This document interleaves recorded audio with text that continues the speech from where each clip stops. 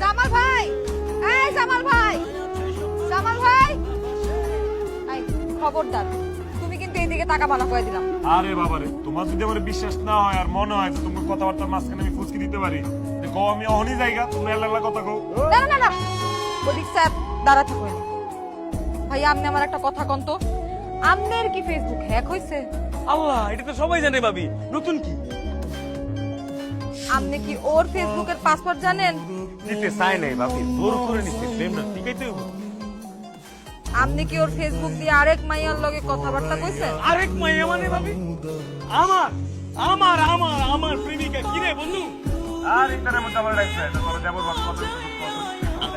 আমার ভাবি, আমার প্রেমিকা, তারে আমি ভালোবাসি, তার সাথে আমার একটু কথা হইতে পারে না?